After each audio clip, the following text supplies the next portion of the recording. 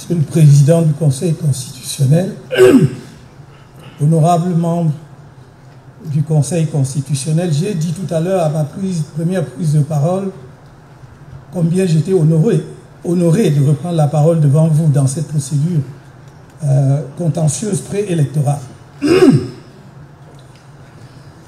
C'est un moment particulier, mais je vais m'en tenir au cadre que vous avez fixé vous-même, Monsieur le Président, après les interventions brillantes de mes conseils, y compris ceux qui ont fait une intervention volontaire dans le cadre de la procédure engagée par M. Yepka.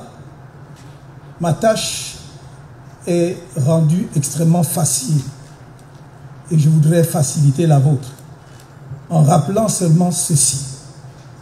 Lorsque un citoyen camerounais est appelé à faire acte de candidature dans une opération électorale, il vérifie, en l'occurrence, s'agissant de l'élection présidentielle, si la formation politique qui présente sa candidature réunit les exigences fixées par la loi.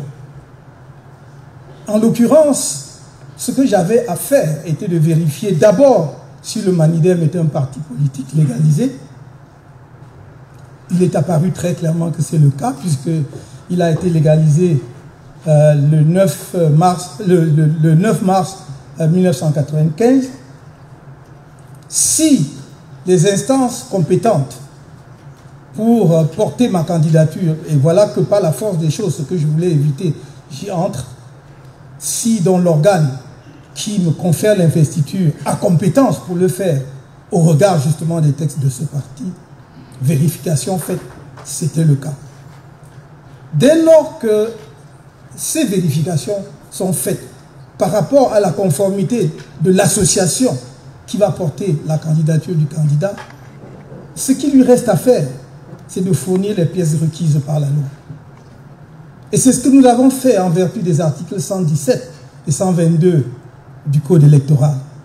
Il n'y a pas une seule pièce qui manque.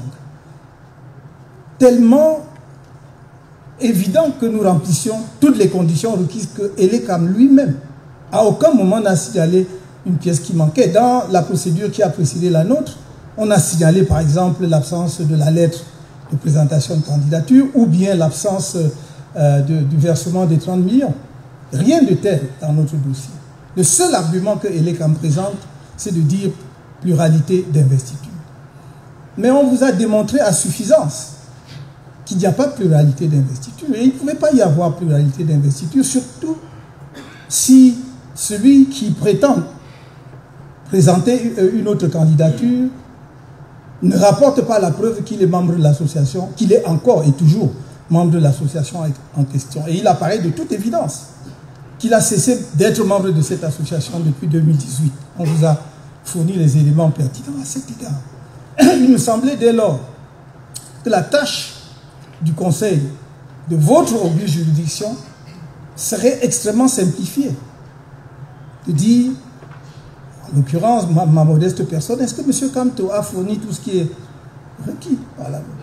S'il a fourni, il n'y a pas de pluralité de candidature, puisque ce que l'on prétend être une deuxième candidature est une non-candidature étant présentée par quelqu'un qui n'est pas membre du Manidem, encore moins président de cette formation politique. Il me semble dans ces conditions, le problème étant ainsi posé, extrêmement simplifié, votre Conseil, dans son infinie sagesse, comme vous l'avez fait tout à l'heure sur la question de la jonction de procédure, doit pouvoir reconsidérer l'argumentaire présenté par l'honorable rapporteur de votre auguste juridiction à la lumière des débats. Nous ne devons pas, vous ne devez pas, Monsieur le Président, honorable membre du Conseil constitutionnel, donner l'impression que les débats, c'est pour le décor.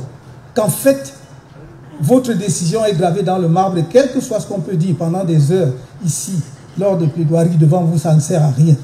Il me semble que c'est pour éclairer davantage votre lanterne pour que votre décision soit la meilleure possible. Je ne vais pas ici ça n'est pas le lieu, ça n'est ni le lieu ni l'occasion. Me lancer dans d'autres considérations qui ne sont pas proprement et exclusivement juridiques. En disant ce que je viens de dire, vous devez simplement, Monsieur le Président, conclure que c'est à tort que ELECAM a rejeté le dossier de candidature de M. Kamto puisqu'il satisfait à toutes les exigences prévues aux articles 117 et 122 du Code électoral. Et en le disant, justice sera rendue. Je n'ai pas de doute que vous saurez le faire. Je n'ai pas ici besoin, encore une fois, je l'avais dit une fois, de rappeler l'estime que j'ai pour les uns et les autres, parce qu'il se trouve que je connais un certain nombre de membres du Conseil constitutionnel.